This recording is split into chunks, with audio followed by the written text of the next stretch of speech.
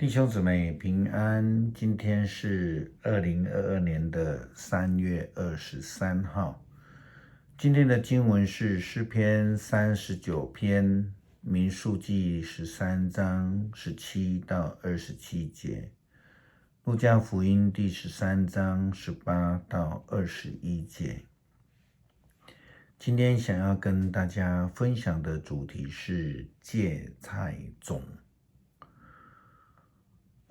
过年过了快要2个月了啊，在过年的时期，我们在菜市场上就看到充满了一颗颗大大的绿色的植物菜，我们一般称为常年菜、过年菜，其实它真正的名字叫做芥菜。但是如果我们的眼睛看到的是台湾的芥菜，却又读到圣经像路加福音第13章18到第19节的经文提到的芥菜种的比喻，那我们可能会无法了解圣经所说的，甚至会感到混乱。因为圣经所用来比喻的芥菜是巴勒斯坦地区所种植的植物，并不是台湾品种的芥菜。许多基督徒或是游客到了以色列旅游，他们喜欢买的纪念品大概是圣经中的钱币，或是芥菜种的所做的书签。那再一次的提醒说明了，圣经中有许多的比喻式的教导，都必须是回到当时候的背景去了解圣经为什么这样说，或是说这个比喻是对谁，或是它的内容，它真正的教导的事情是什么。路加福音第13章18到21节，我们就读到了耶稣基督的2个比喻。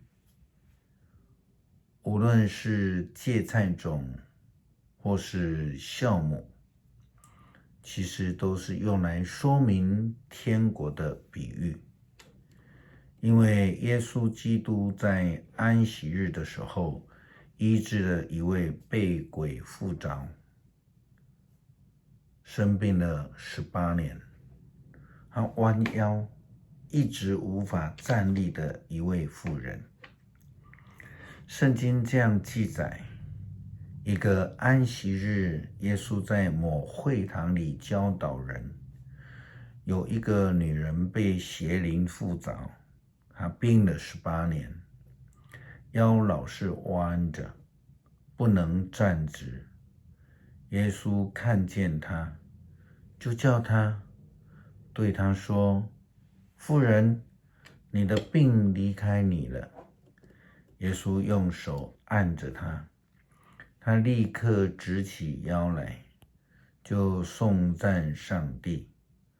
会堂的主管看见耶稣在安息日治病，十分恼怒，对大家说：“我们有6天好工作，要治病应该在这6天里，而不应该在安息日。”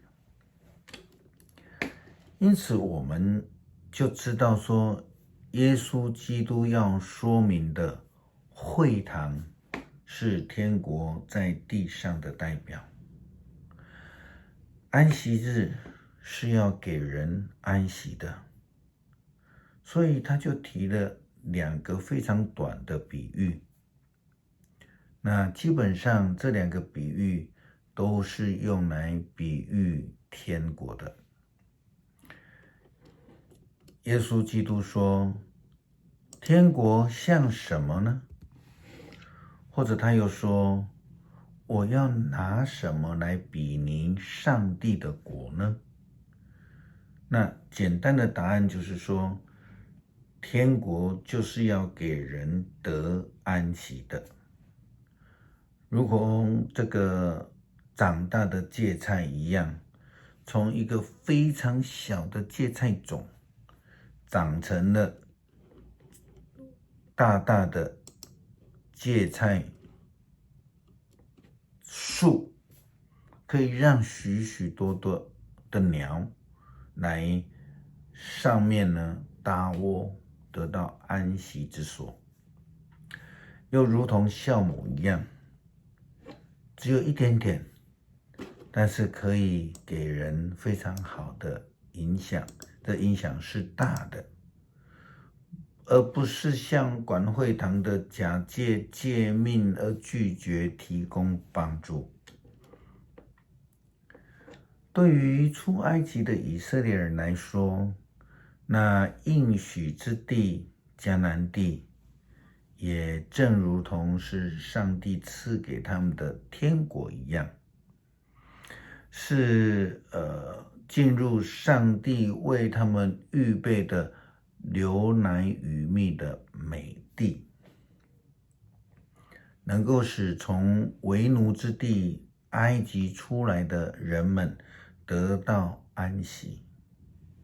然而，要进入这个应许的地方仍有困难，就是那里的人高大强壮，虽然那个地方有肥美的物产，有超级大的葡萄串，有石榴以及无花果，困境就是信心不够的探子，那10位探子以及人们。另外一方面呢，同样看到困境的约书亚以及迦勒，他们则是因为信心坚定，他们就看到了上帝的应许的盼望。耶稣基督也曾经以芥菜种来形容信心的重要性。他说，耶稣回答，因为你们的信心不够，我实在告诉你们，假如你们有一粒芥菜种子的那么大的信心，就是对这座山说，从这里移到那里，它也会移过去。没有任何的事情是你们不能做的。